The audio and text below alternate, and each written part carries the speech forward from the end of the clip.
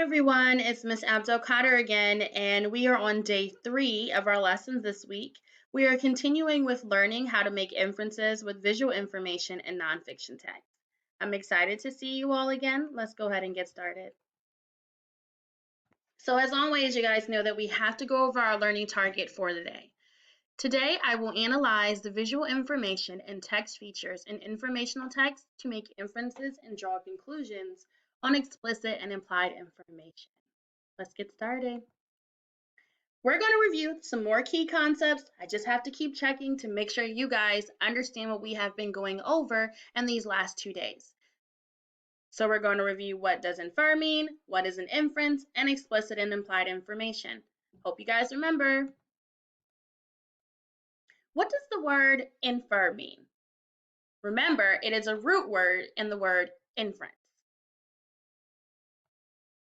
If you said read between the lines, you are correct. What is an inference?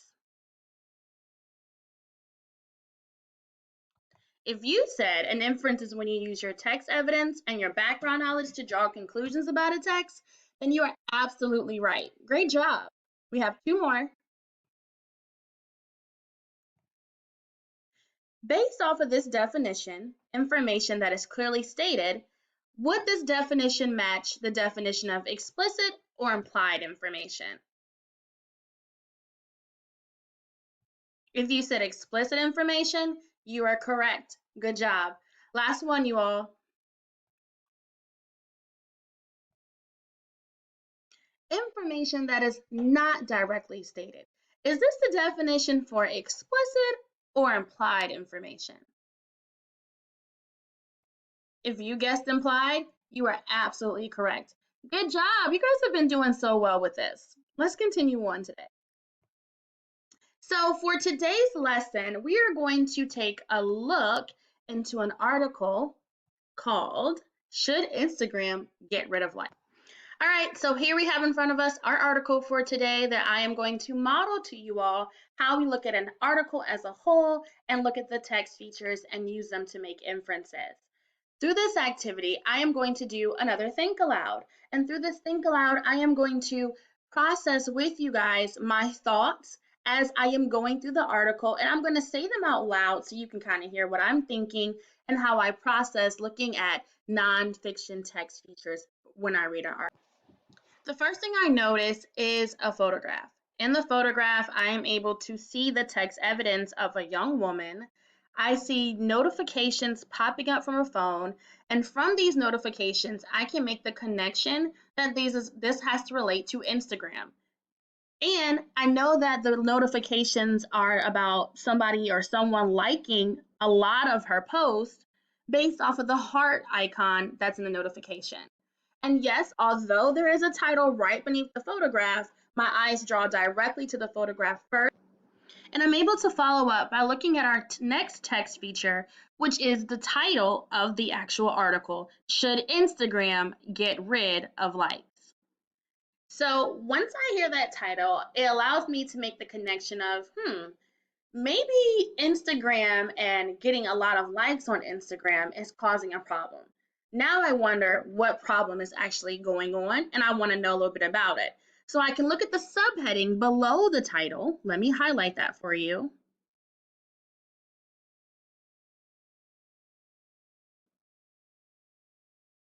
And the subheading says, let me zoom in. The number of people who like your post can lift your spirits or drag them down.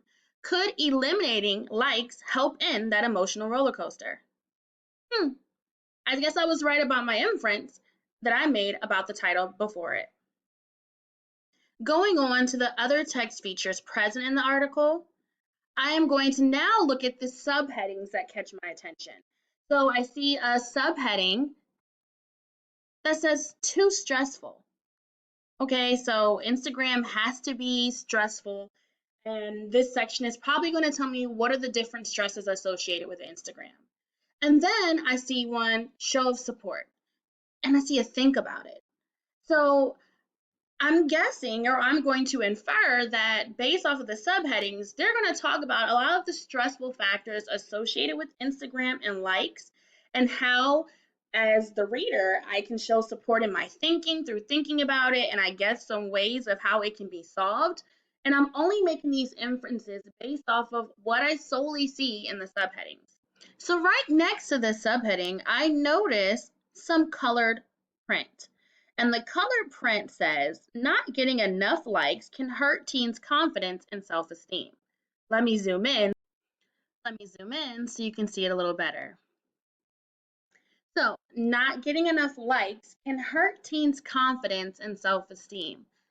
This information that jumps out from the text in colored print just lets me know that Instagram has a significant impact on a teen's self-esteem. And this is what this article could possibly be about. As I continue to look throughout the article, I notice towards the bottom there is another instance of colored print. And in that colored print, it says, likes are a great way to connect with friends and encourage each other's creativity. So there seems to be some back and forth about whether or not likes can help or hurt teens and their self-esteem. And this is what I am inferring based off of the colored print, which is another text feature found in this nonfiction article. Lastly, my attention gets drawn to this infographic where it talks about Instagram by the numbers. In the infographic, it says that 1 billion number of people worldwide use Instagram each month, and that 72% share of US teens who use Instagram are compared with 69 who use Snapchat and 51 who use Facebook. And then the average amount of time users spend on Instagram each day is 53 minutes. So this infographic now puts the average amount of time, how many teenagers use Instagram, and how many people worldwide is affected by Instagram into context that relates to all the other text features of whether or not Instagram should get rid of likes. So what I can infer is this infographic shows that based off of all of this data on how it is used worldwide and the average number of teens and who is affected, Instagram does have a significant impact on its audience through social media. It's just whether or not the author who wrote this article proves that it can affect the self-esteem based off of whether you get a lot of likes or not. Seems like an interesting article to read, don't you think?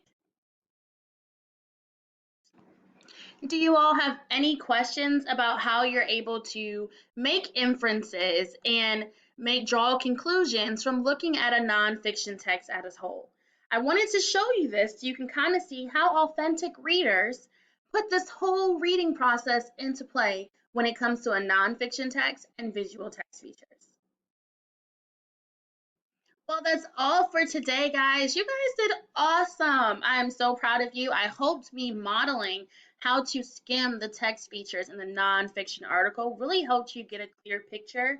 And now, as you already know, stick with me for a couple more minutes so I can go over your independent activity for today. When you go to your materials link, you will see a Google Slides activity for day 3, and it will be titled Independent Practice, Let's Practice. Remember, you want to make sure that you put it in present mode so that you can see the full activity. The directions will tell you to look closely at the visual text features highlighted on each slide, and for some slides, you will have to read an article and make inferences on the text features present. And then you're going to analyze the information presented and make an inference according to how it relates to the topic. And then you're going to determine if the information presented is explicit or implied. When you go to the next slide, you will see the link to the article, and you want to make sure that you click on that link. And it will take you directly to an article that looks kind of similar to what we read today, in the same type of format, that is. And you're going to be able to read it. If you need to highlight anything, you would click here. If you want to add some notes while you're reading, you can do that here, and you can use these features to zoom in and out. Once you have read the article, return back to the Google Slides activity so that you can answer the questions that I have presented for you. And as you answer, before you get to the next slide, it'll reveal to you if your answer was correct or not. And that's all that I have for you guys today. It has been great. I look forward to seeing you tomorrow. Bye.